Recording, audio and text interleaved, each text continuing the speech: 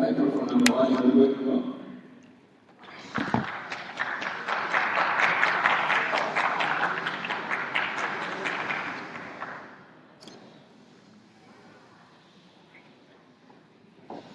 Can you try the wash again? Wash! Wow.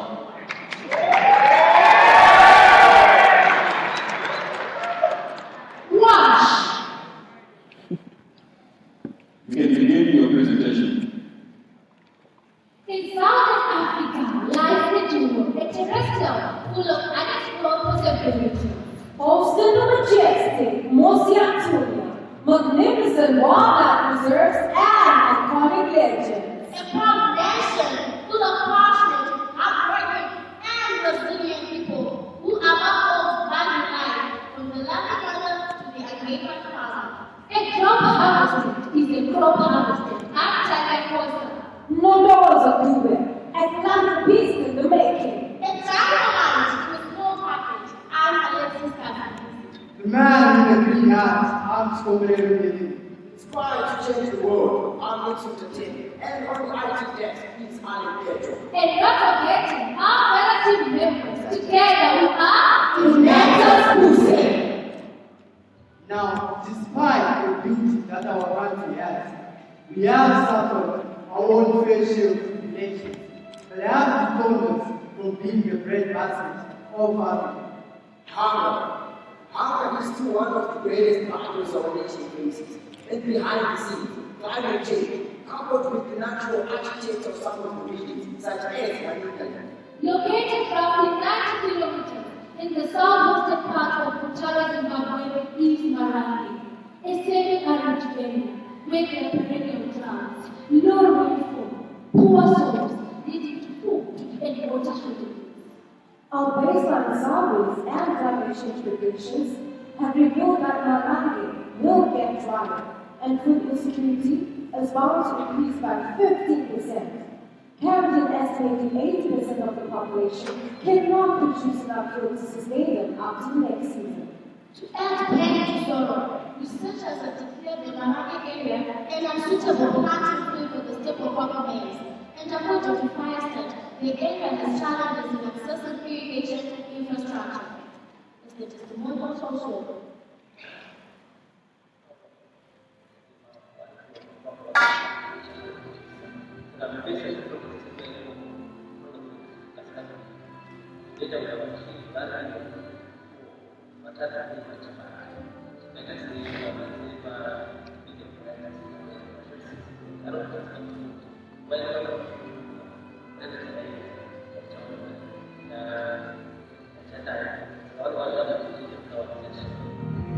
Now, as firebrands, we could not watch this from afar. Steered by our interconnectedness and assumed to change lives, we positioned our minds, souls, and bodies to change this devastating situation. So now, the mystery and the big question was how? How would we, a team of students, come up with a solution to counter this crisis of hunger in an area with unstable rainfall patterns and poor terrain? Good question, Nick. Introducing the solution project Wash! So you may be wondering, why wash?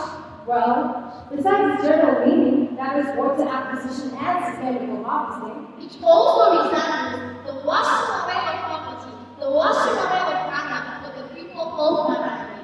so for our project to wash, we came up with the pentacle business model, which comprises of step number 1, examine the needs of the community. Step 2, equip and empower the community with knowledge and skills. Step 3, set the solution to the needs of the community. Step 4, evaluate the results and monitor the progress. Step 5, exiting staff. Now, Project Wash is all about water harvesting, which is an approach we are using for climate adaptation.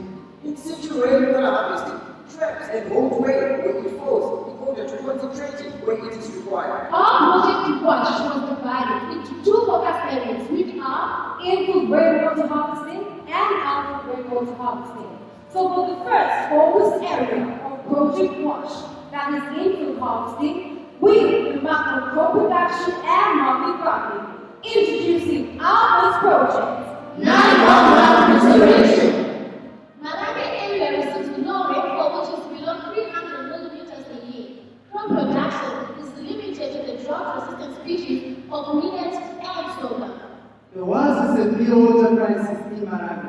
and 60% of the population could not access sufficient clean water as the people and animals were sharing the same water sources. So, we consulted the University Faculty of Agriculture under the mentorship of Professor G. Namadzawa, an expert farmer and environmentalist, to introduce the project to the people of Marawi. And through vibrant workshops and through demonstrations, we were able to impart the knowledge of water harvesting to the community, sharing the vital techniques prior to the initiation of the project. These were attended by an astounding 1,700 farmers, and 75% of them were women. Now, these 1,700 farmers, one story motivates the most. Next, Mr. Mwacha, father to 24 and husband to 6, a dedicated and hard-working family man with a great responsibility upon his shoulders, but faced with the harsh conditions in Marawi. You still get to provide basic amenities such as education and good health for the whole family. This was a challenge for you. It wasn't an easy task at all. So we had to help you through this. So when we met Mr. Mwacha, he could only concentrate on drought-resistant crops such as sorghum and millet, and could only harvest 2 tons per hectare for both subsistence and commercial purposes. And his income was less than $20 a month. And ladies and gentlemen, the world's food crisis in this world, a struggle for financial and physical resources. To ease this situation and those other villagers in this community, we then put WASH into action. We did this by forming trenches with the intention to create tight controls in order to hold runoff water from the mountainous impairable road surfaces. Once held, the water will be used by the planted crops in cases of dry spells. Infiltration pits were also dug in the fields so as to increase the rate of water uptake. Also, gathering mashes, which are a combination of rocks and wire mesh, was strategically arranged so as to trap and divert water into the field. And the most exciting part about this is that, compared to irrigation, water harvesting proved to be more cost-effective and realistic, as you only needed a pig and a shovel to conduct in regards to Mr. Mwacha, as he is only a subsistence farmer. In irrigation, you need to invest in pumps, energy, and more. That was the whole of move. Now, thanks to 911 restoration, Mr. Mwacha's life has significantly improved. You see, water harvesting created great for this farm, and is now able to diversify his family. The water increase in the maize field from 2 tons to 6 tons per hectare. Now Mr. Mwacha is able to grow bananas, sweet potatoes, berries, and rice. Oh yes, Talia. Now the Mwachas are earning an additional $20 per month from the sale of vegetables and market gardening.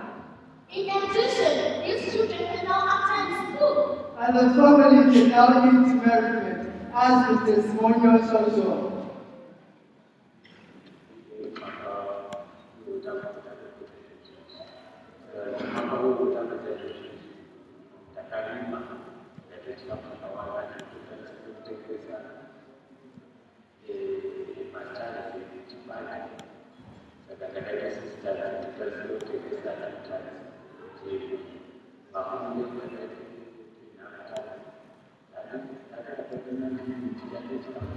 Now, ladies and gentlemen, it's not only Mr. Mwacha who benefited from Project 911 restoration, but we also have other stories from other families who benefited as much as Mr. Mwacha.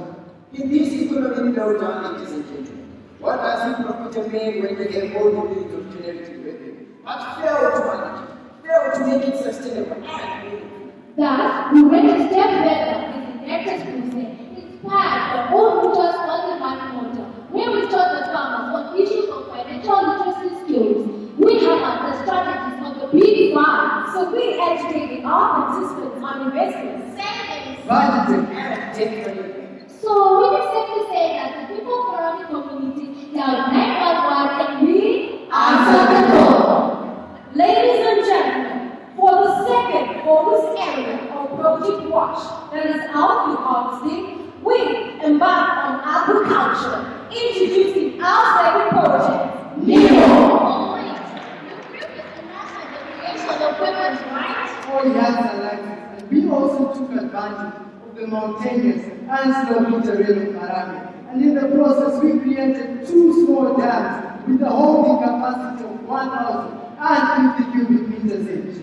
So, the other mind problem would be, how did we actually get Mr. Maroja, who only concentrated on crop farming to try out fish farming? Easy, Nick. Inspired by Nemo and through the assistance of our prepared residents, Brother of Agriculture, we were able to paint a picture of how to utilize these island dams to breed fish. And in the process, we also learned 1 or 2 things about fish farming. Indeed, we did. So we educate Maroja on the benefits of fish, such as supplementation of the diet, so as to improve health and prolong life. We also taught him about biodiversity.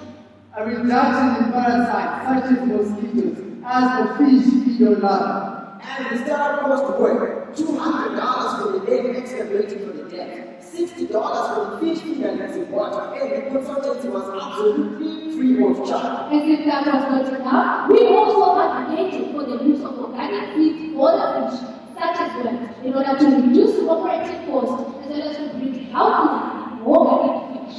We are happy to announce that today, Mr. Maroja has harvested the fish twice, earning $70 after only 7 months. So, not only did we benefit from the income, but there was also a supplementation of wisdom in the diet, and there was now a reduction in the risk of contracting life-threatening ailments such as heart diseases and cancer due to the omega-3 found in fish. Very true, Alexis.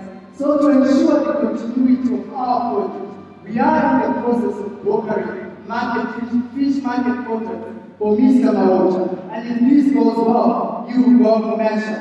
And also, the refresher courses on fish farming for Mr. Maroja, so as to maintain a constant contact on progress trending as farming and climate are dynamic. So, for all these combined efforts, we have news to say about our project to wash.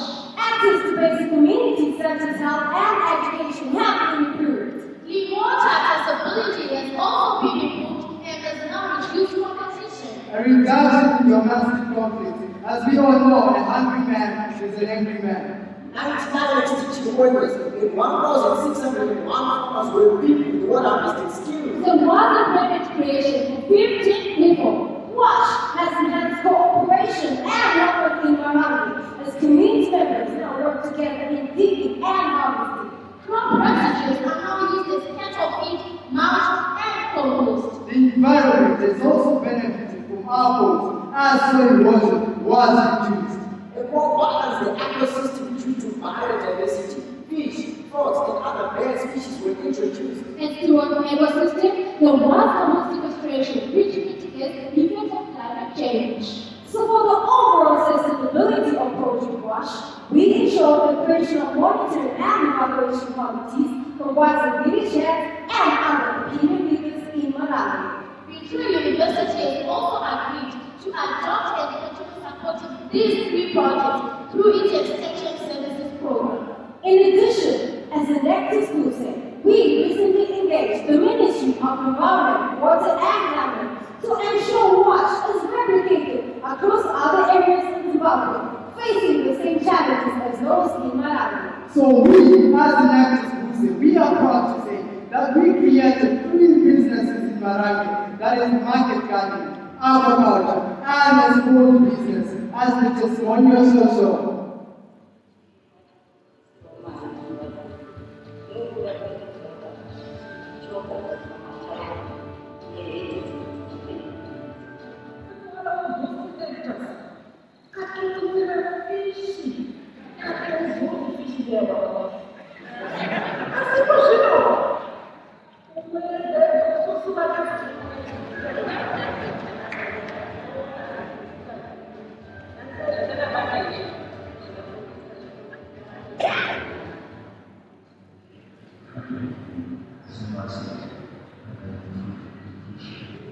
That is the most narrative and all fertilizing of Zimbabwe agriculture, which will tell us quickly in a very short space of time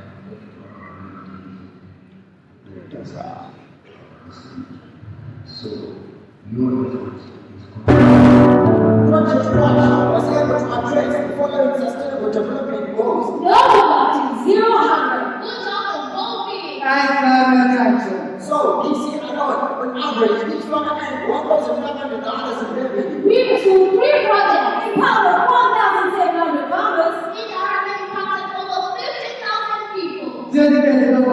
5,000 Enactus hours. Created employment opportunities for 50 people. Changed the lives of over 40 people.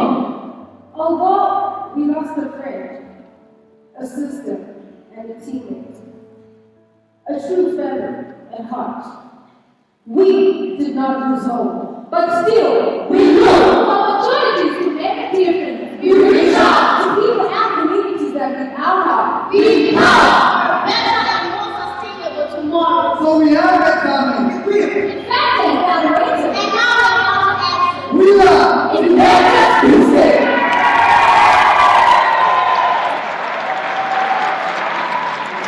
Thank you very much, Bindura University, for your presentation and hard work. We will now begin the question and answer session with the judges. Thank you, Bindura. My question is around your dam construction. You mentioned in your annual report that you hired an excavator for dam construction. How do you ensure sustainable growth given the hefty costs, input costs of dam construction if demand were to increase? Can you come and So in Project Eagle, you have a dam construction cost in there. You mentioned you hired an excavator to construct the dam. If demand were to increase, how do you ensure sustainable growth given the heavy input cost of constructing a dam? Okay, thank you very much for the question. So the excavating for the cost of $200, we refer to it as some cost. So we really don't look at it in our income statement. We refer to it as some cost that we have during the period of gain revenue. Well, thank you very much. My question is that knowing the region that you did your project, besides that, in the event of another year of drought, which dries up your harvested water, what's your alternative? Thank you so much sir, for your question. We have come up with various sustainability measures to ensure that our dams actually have water for longer, lengthier periods of time. So the first one is that we have ensured, first of all, generally the level of water evaporation, it's 1.5 meters.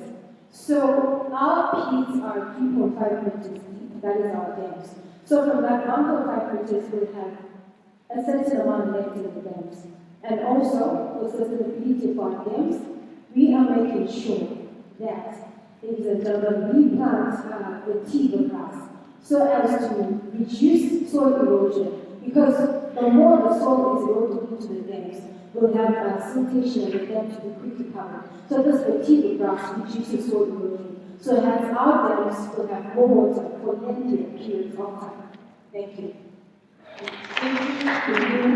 Just a quick question. Of the 1,700 farmers you trained, outside of the one gentleman, the farmer, Mr. Mawacha, how many others, where else did you implement your project? How many farmers implemented? Okay, thank you for the question. So we trained 1,700 farmers. Of the 1,700 farmers, we had 99 extension workers, and then we had 1,601 small-scale farmers.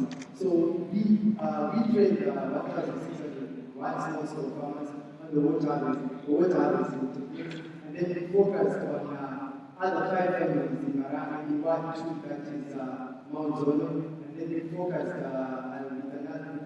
we went and trained another family in Yema village. So our focus area was the Marangi area as well, and we trained, we focused mainly on 5 families in 5 different wards.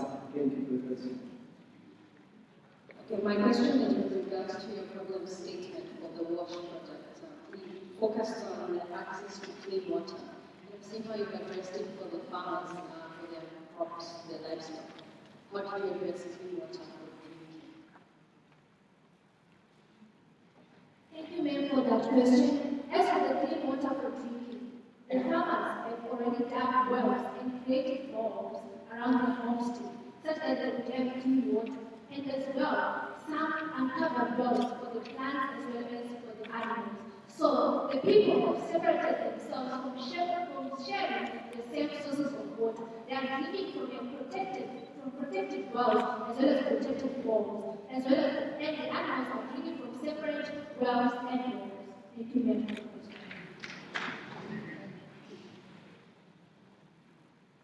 We've run out of time.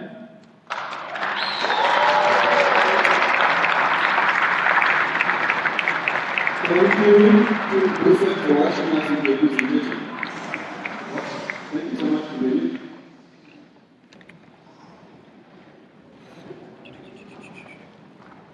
From Bindura,